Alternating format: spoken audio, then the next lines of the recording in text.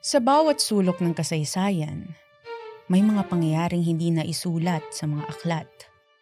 Mga kwentong nananatili sa dilim, mga pangambang hindi mapawi, at mga panaghoy na hindi kailanman pinakinggan. Sa bawat pag-ikot ng panahon, may mga aninong patuloy na sumusunod. Mga paalala na hindi lahat ng nakaraan ay handa nang magpahinga. Ako si Camille Peng at ito ang Panaghoy, mga kwentong kababalaghang nakaukit sa kasaysayan. Maraming mga makasaysayang lugar ang ngayoy pasyalan na. Binibisita para magpalipas ng oras at maglibang. Isang tahimik na parke ang makikita sa gitna ng maingay na Maynila. Napalilibutan ng mga puno at maraming mga ibon ang humuhuni rito. Ngunit ang parke na paboritong puntahan ng marami, dati pa lang himlayan. Mababakas sa batong pader na nakapalibot dito ang nakaukit na kasaysayan ng Paco Park. Taong 1820 nang itinayo ang sementeryong ito sa labas ng Intramuros Walls para sa mga mayayaman at sa mga biktima ng cholera epidemic. At sa mga tila tahimik na nicho, may mga pangalang hindi na muling nabisita pa. Dito rin unang inilagak ang mga labi ng ating pambansang bayani na si Dr. Jose Rizal bago ito ilipat sa Luneta. Subalit may mga kwentong hindi man kasing tanyag tulad ng pambansang bayani, pero nananatiling nakaabang sa pagkilala at pagpapahalaga. Mga kaluluwang nakasilip mula sa dilim at naghihintay na masilayan ng kahit kaunting liwanag. Sa paglingon natin sa kasaysayan, may isang kwentong hindi napasama sa mga aklat, ngunit hindi rin tuluyang nawala mula sa paniniwala ng mga Pilipino.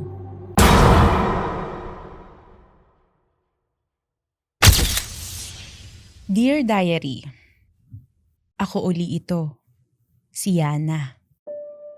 Panibagong papel na naman para sa panibagong diary. Matagal-tagal din akong walang maisulat dahil bakasyon. Buti na lang, nagsimula na uli ang klase.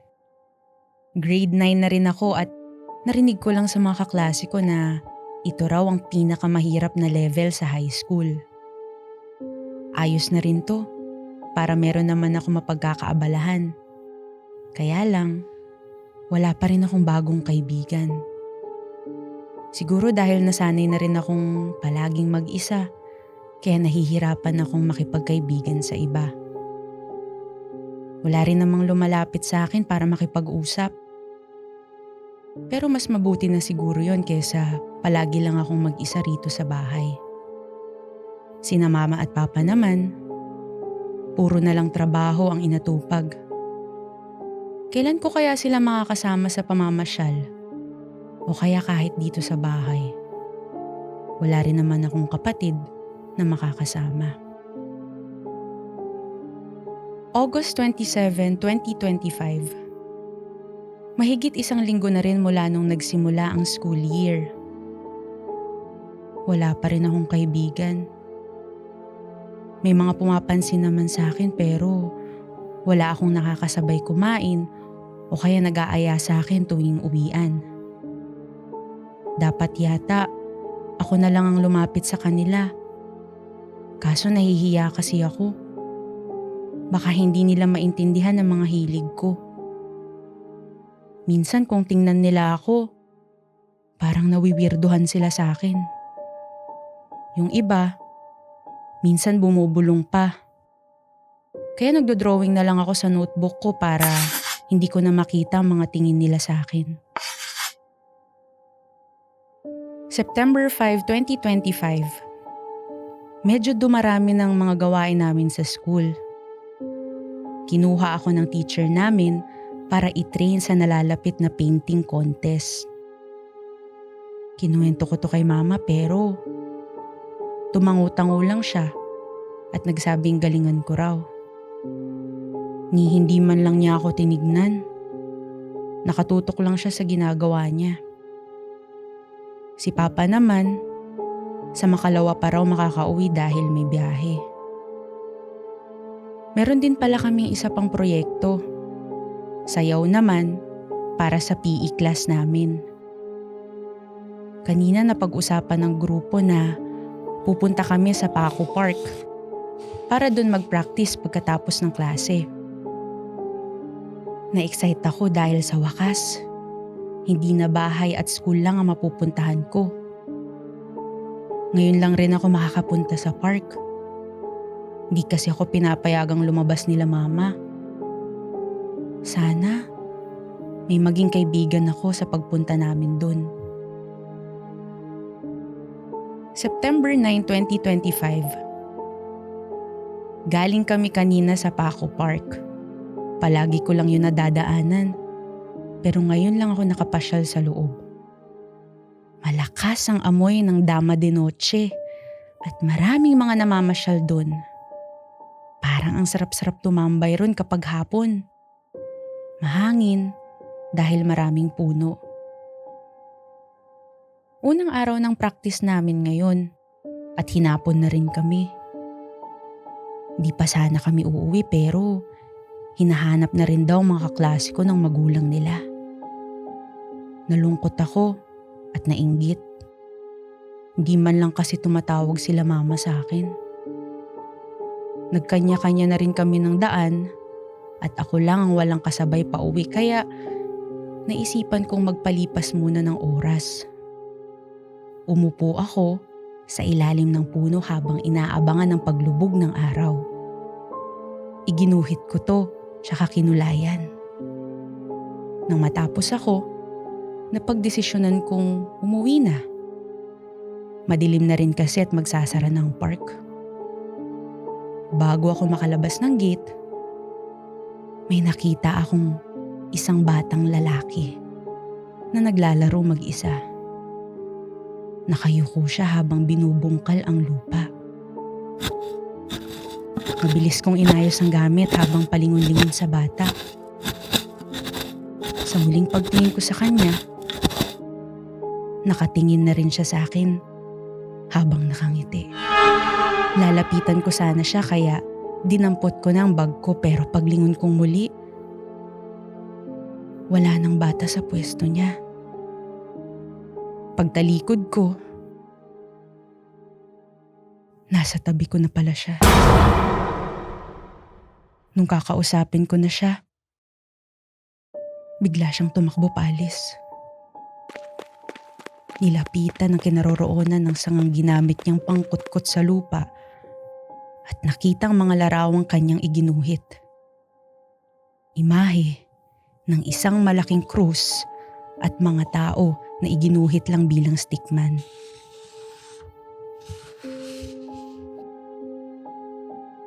September 11, 2025. Nagpunta kaming muli sa Paco Park ngayong araw. Pangatlong practice na rin namin para sa PE class project na ito. Habang nag-iensayo, bigla-bigla na lang nadapa si Mika, yung leader namin na gumagawa rin ng steps. Malakas yung pagkabagsak niya. Hindi lang siya natapilok. Yung tipong parang may tumulak sa kanya ng malakas. Parang sinasadya. Pero paglingon namin sa kanya, wala naman siyang ibang kasama. Nakita lang namin ang isang sanga malapit sa may paanan niya. Kapareho ng sangang nakita ko nung isang araw. Dahil sa nangyari kay Mika, maagang natapos ang practice namin. Nagpaiwan uli ako rito dahil maaga pa naman. Nag-ikot-ikot muna ako sa loob ng Paco Park na dati palang sementeryo. Bakas pa nga sa mga pader ang mga nicho na pinaglalagakan ng mga buto. Naisipan kong iguhit din ang mga pader na to sa drawing pad ko bilang pampalipas oras.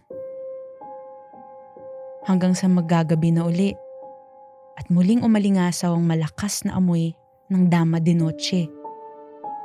Kahit wala naman akong nakikitang ganto sa paligid. Mula sa malayo, nakita kong muling batang lalaki na naglalaro nung isang araw. Nakasuot siya ng mahabang puting damit at naglalaro ng mag-isa. Nilapitan ko siya at tinanong kung anong pangalan niya. Pero di siya umimik. Malalim ang kanyang mga mata at madungis ang itsura. Wala siyang suot na tsinelas, kaya naisip kong baka pulubi ang batang lalaki. Tumakbo lang siya papunta sa madilim na bahagi ng parke, kaya't sinundan ko siya. Pero nawala siya sa paningin ko. Pagtalikod ko, nagulat akong nasa harapan ko na siya.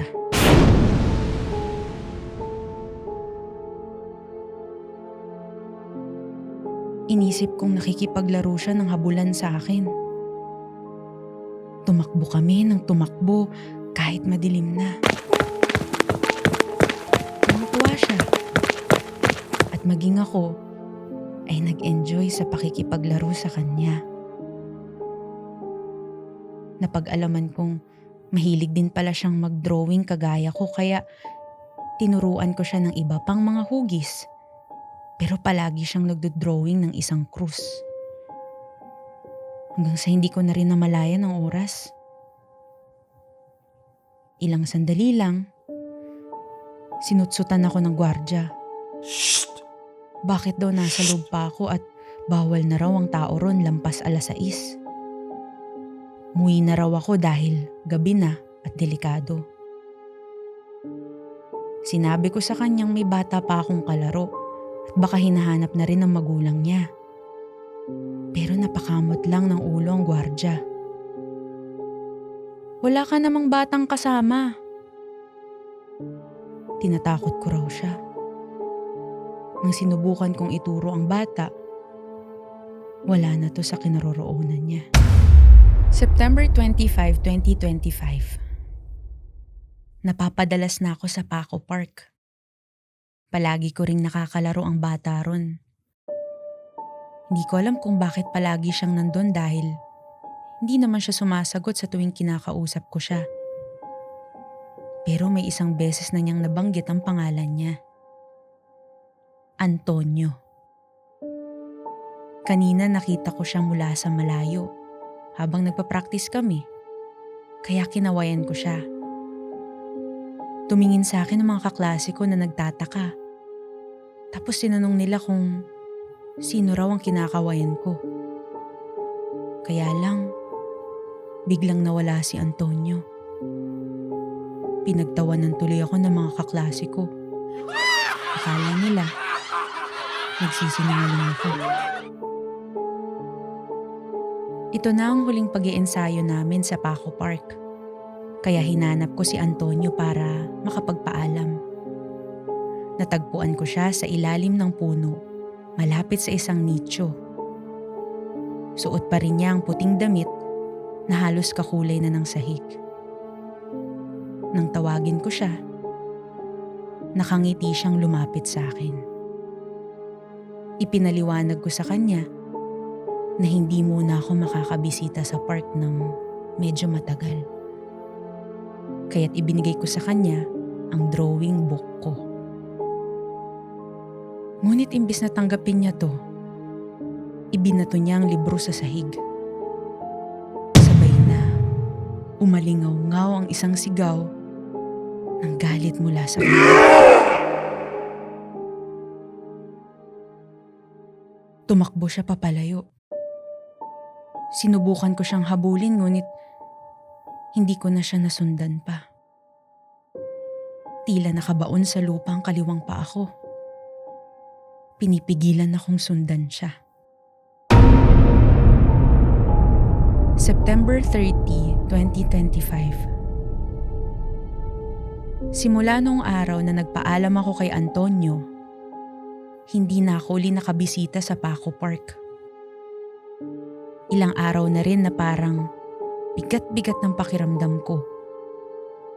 Parang parati akong nauuhaw kahit na panay naman ang inom ko ng tubig. Inaapoy rin ako ng lagnat, ng sakit na hindi ko maipaliwanag. Kung ano-ano rin ang nakikita ko nitong mga nakaraan. Sa notebook ko, bigla na lamang nagkakaroon ng pulang guhit-guhit at mga sulat na hindi ko maintindihan. Bigla-bigla rin akong may naririnig na humahagulgol. Parang bata na iniwanan ng magulang. Hanggang sa may sumisit-sit na rin sa akin at tinatawag ang pangalan ko. October 3, 2025. Ngayon ang araw ng aming painting contest. Ang temang ibinigay sa amin ay kaibigan. Matagal akong nakatitig sa blankong papel. Hindi ko alam ang isusulat ko dahil wala naman akong kaibigan. Habang nakatitig sa papel, muli akong nakarinig ng mga iyak habang paulit-ulit akong tinatawag. Pinagpapawisan ako ng malamig habang nakaupo sa pwesto ko. Hindi ko alam kung dahil ba sa kaba o sa mga kababalaghang nangyayari. Bigla-bigla na lang kasing may mga guhit-guhit na hindi maintindihan ng lumalabas sa papel ko. Kinusot ko pang mata ko at biglang nawala yung mga pulang guhit sa papel ko.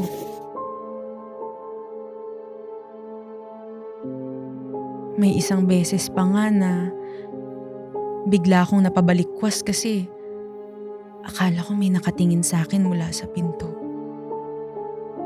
Pagtingin ko, wala naman.